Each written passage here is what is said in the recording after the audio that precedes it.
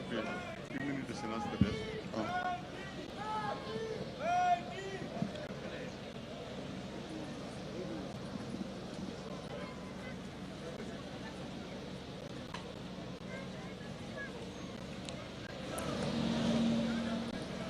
Excellences, Mesdames et Messieurs,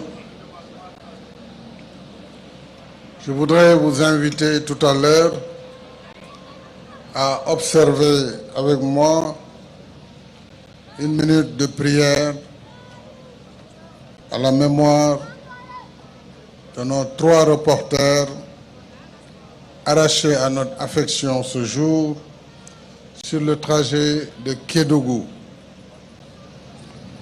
Il s'agit de Abou Mamadou Sy, journaliste, Yoro Mamadou Diallo, caméraman, et Ousmane Ndiaye, chauffeur.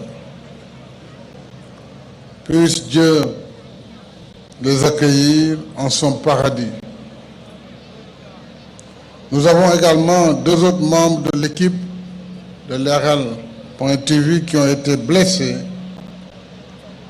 et nous avons dépêché un avion de l'armée nationale qui va décoller à 22h30 de Tambacounda pour les rapatrier à Dakar, où ils seront admis à l'hôpital principal et toutes les équipes les attendent, ainsi qu'une équipe du SAMU qui a embarqué dans l'avion. Il s'agit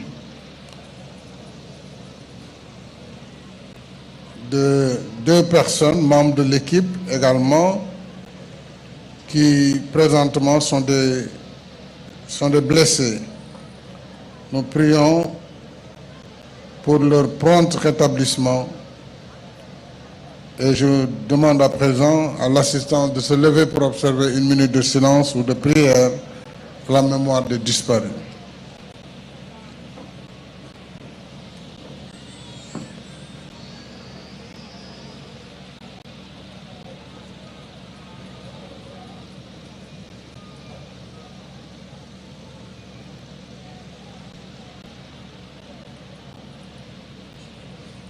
Je vous remercie. Je saisis l'occasion pour présenter mes condoléances aux familles des victimes, à M. Dame Dien, PDG de l'RL.net, aux membres de la délégation, aux journalistes, hommes et femmes de médias qui nous accompagnent et à l'ensemble du monde de l'audiovisuel sénégalais.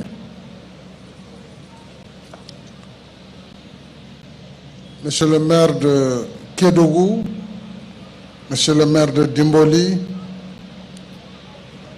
Mesdames et Messieurs les ministres d'État, Mesdames, Messieurs les ministres,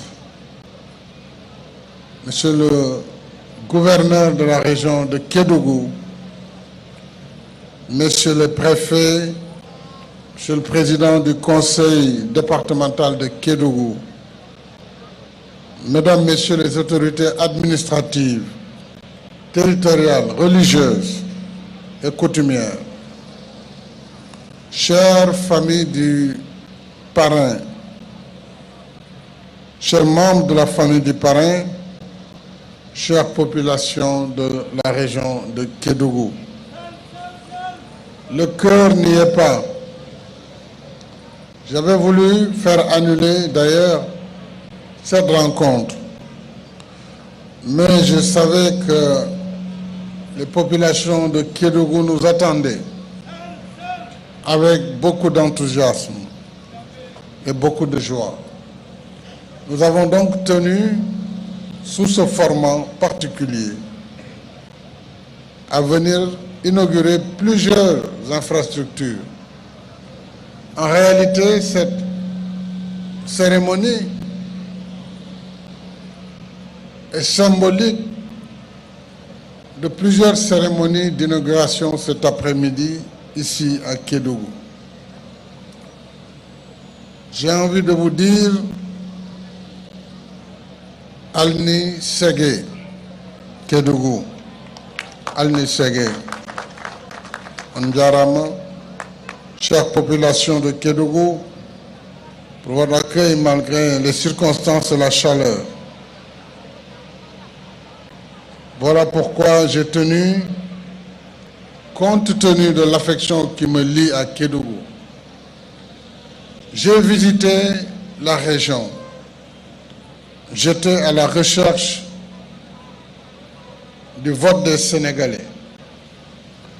Les conditions de déplacement étaient d'une particulière difficulté ici à Kédougou.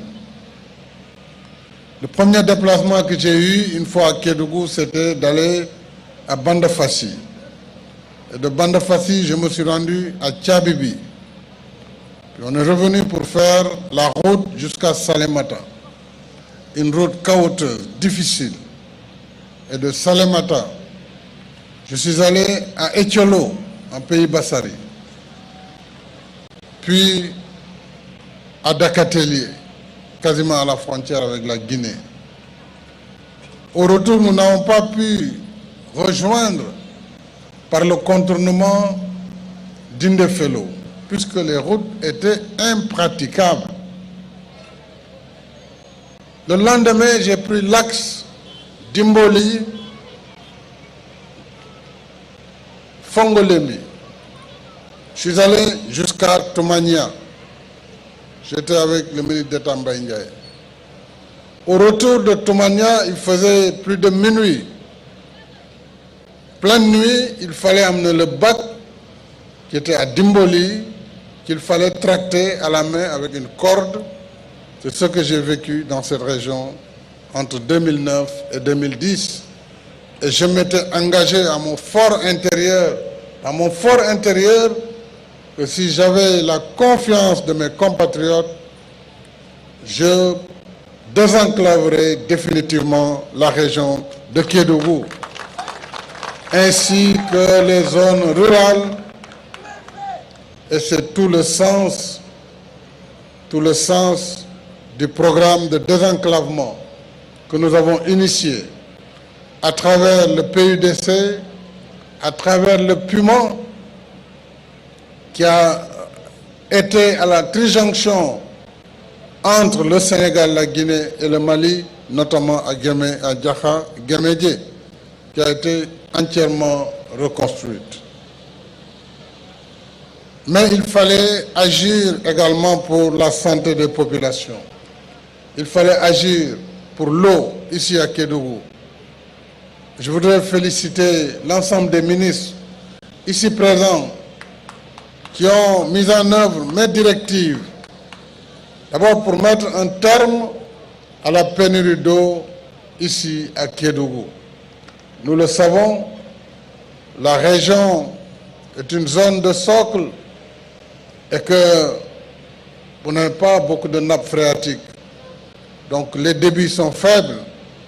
En plus, dès qu'on était en période d'étiage, les populations ne pouvaient pas accéder à l'eau.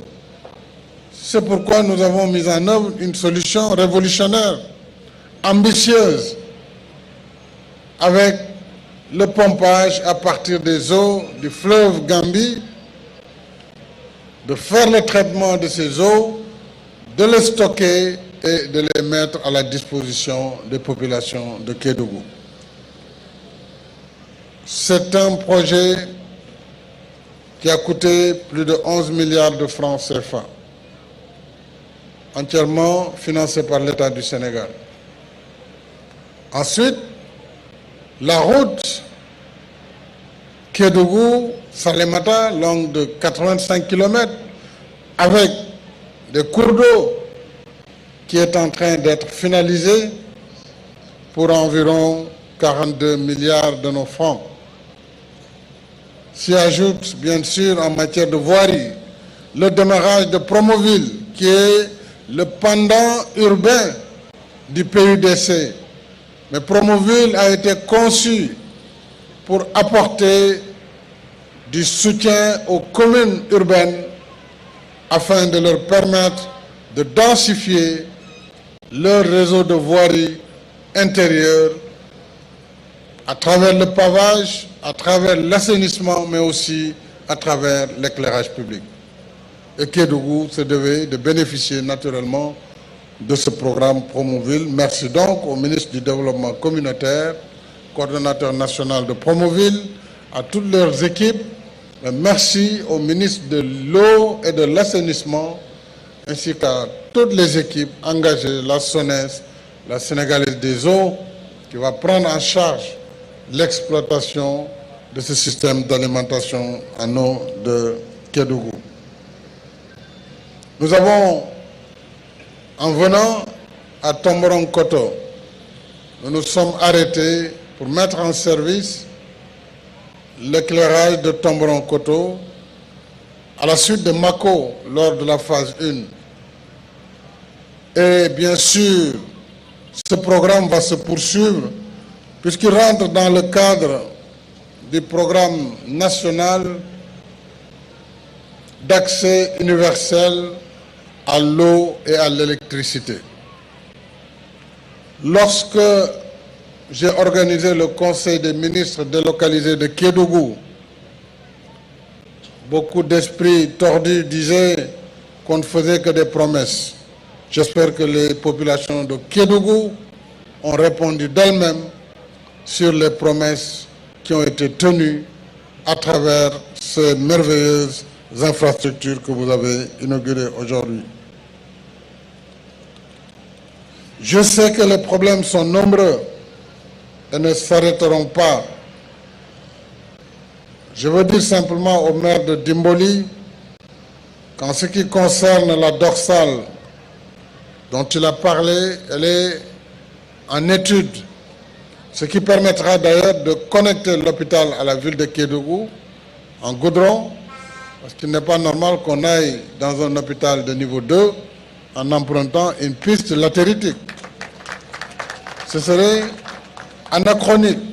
Mais comme tout est à reprendre, eh bien, nous allons reprendre également le bitumage de la route qui est régionale Amad Dansoko de Kédougou. Je ne voudrais pas oublier des programmes. Je crois que j'ai parlé de l'électricité, de l'eau, de Promoville. Et je voudrais également, avant de revenir sur l'hôpital, vous dire que Kédougou va bénéficier bientôt d'un nouvel aéroport qui pourra accueillir en toute sécurité des avions de grande dimension, ce qui permettra également de faire du transport aérien au quotidien, comme c'est aujourd'hui le cas à Ziguinchor. Kédougou, en effet, fait partie des 5 aéroports sélectionnés, dont celui de Saint-Louis, qui sera réceptionné ce mois de décembre, celui de Ourossogui, dont je lancerai les travaux dans 10 jours à Ourossogui, celui de Tambacounda et de Kédougou qui pourront être lancés dans le deuxième.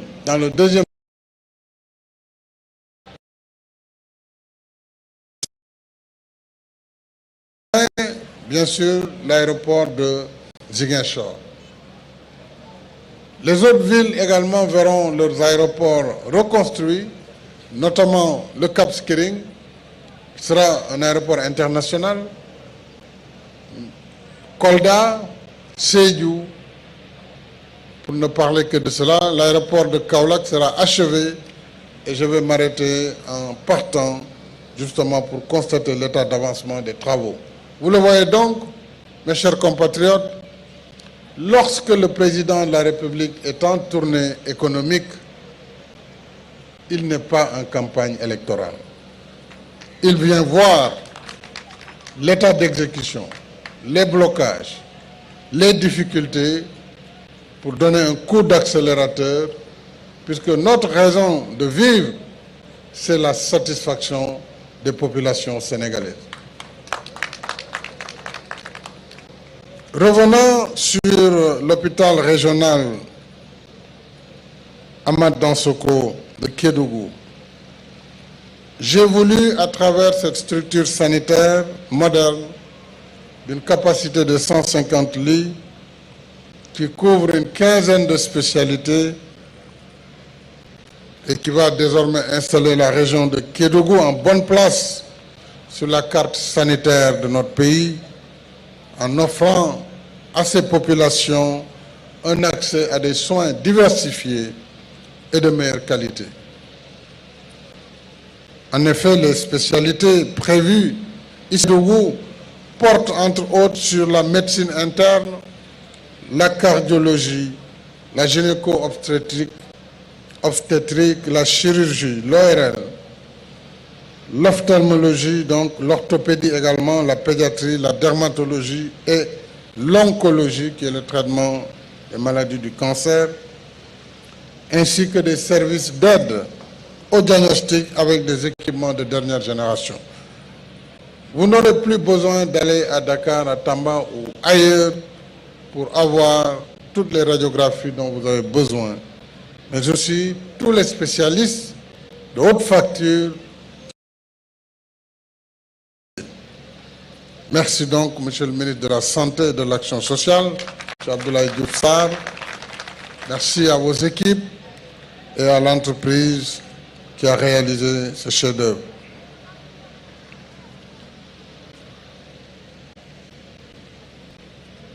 Je voudrais maintenant revenir, et ça va être mon dernier mot, sur l'homme que j'ai choisi de donner un exemple aux générations actuelles et futures pour porter, j'ai donné son nom à cet hôpital régional. Il s'agit de Feu Ahmad Dansoko. Je voudrais demander à M. le ministre Sambassi, secrétaire général du PIT, qui, dans le sillage de Ahmad et de ses camarades, est engagé dans la noble cause que nous menons ensemble au service de la nation. Ahmad Dansoko, tout le monde le sait, était un grand patriote, un homme de conviction. Il s'est toujours battu pour l'idéal de justice et d'équité. C'est pour honorer son parcours et sa mémoire que je l'ai choisi comme parrain de ce centre hospitalier, après le lycée. Mais Ahmad était surtout d'une très grande générosité intellectuelle et morale. Ahmad, que j'ai eu le bonheur de fréquenter, était dans sa franchise habituelle, un allié fiable, mais un diseur de vérité. Il était en même temps un régulateur social hors pair, car il savait s'oublier, enjamber les barrières idéologiques et dépasser les considérations crypto-personnelles pour dialoguer, concilier, apaiser et rassembler. D'ailleurs, n'eût été ces qualités, je ne suis pas sûr d'être là aujourd'hui devant vous en tant que président de la République du Sénégal. Puisque lorsque nous étions dans l'opposition, compte tenu des chocs des ambitions, des susceptibilités des uns et des autres, il n'y avait que la maison de Ahmad Dansoko pour abriter tout le monde et nous offrir un cadre de concertation qui nous a permis de bâtir les fondements du changement de 2012.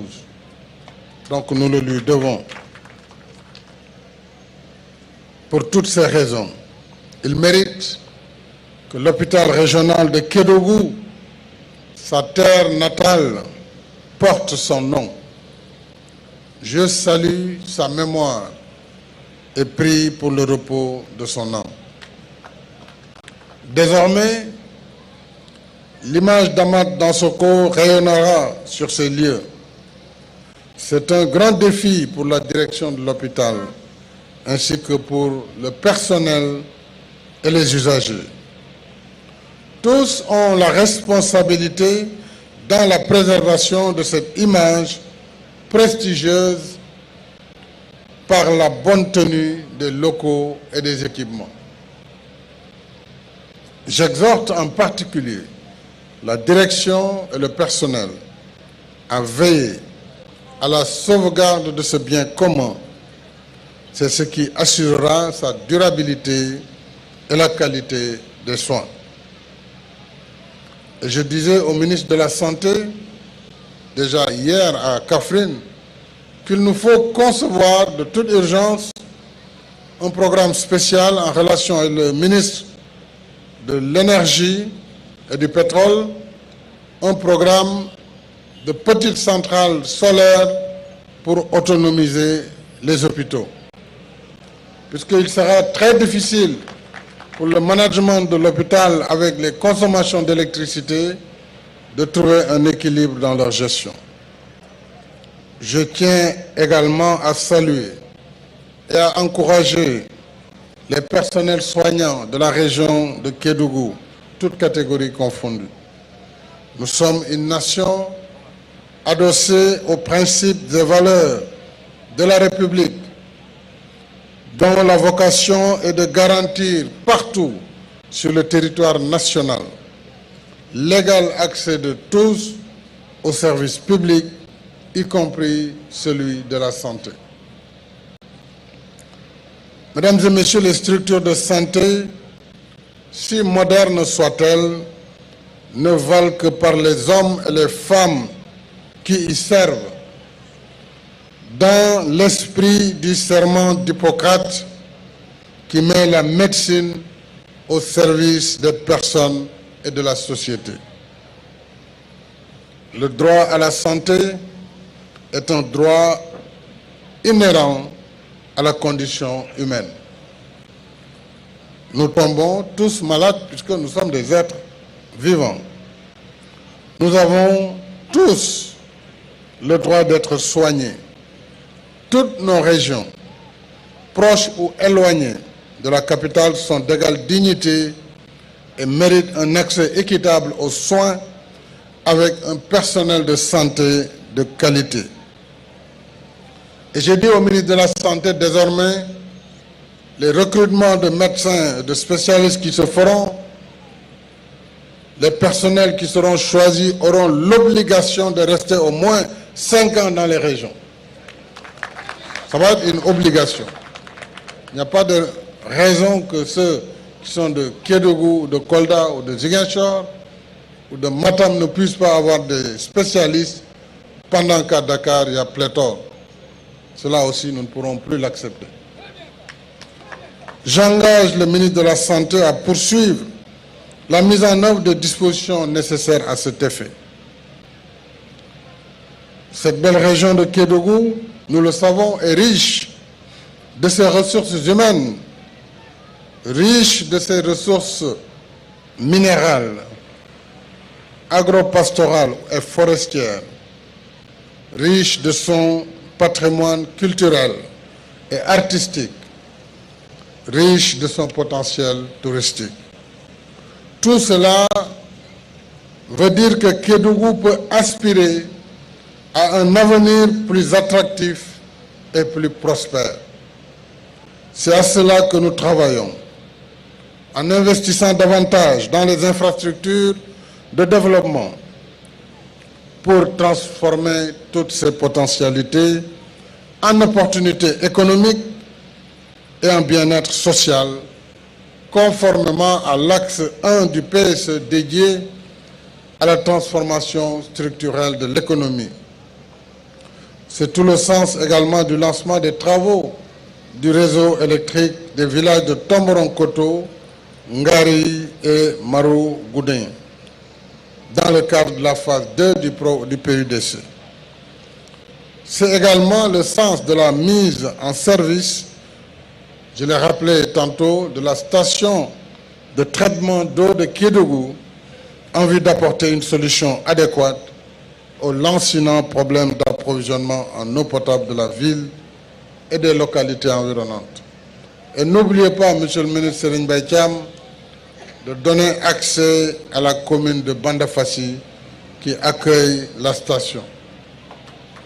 Ce projet, je l'ai dit, je ne vais pas y revenir, qui nous a coûté 8,5 milliards,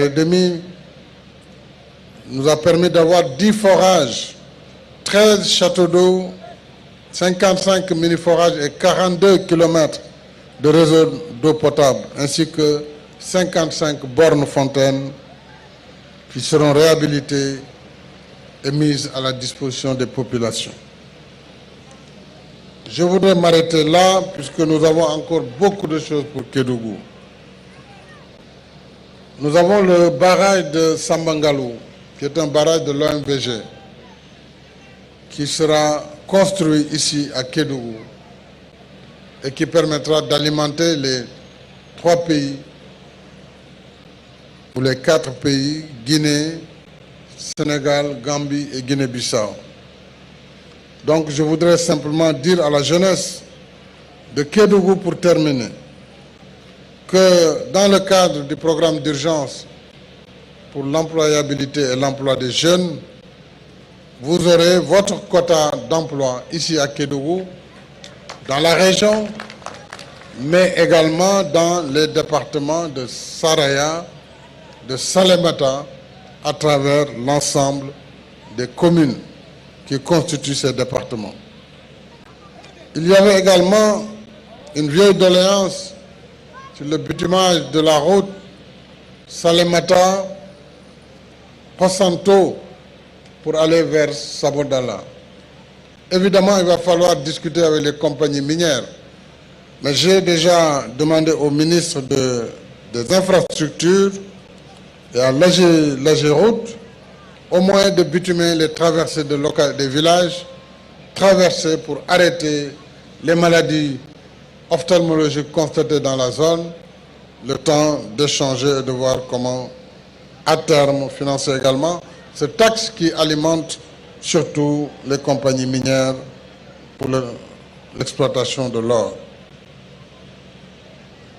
Donc, jeunesse de Kédougou, dans les prochains jours, vous aurez l'ouverture de votre pôle emploi et entrepreneuriat ici à Kédougou, où vous aurez un guichet unique qui va regrouper l'ADER qui a déjà fait des financements.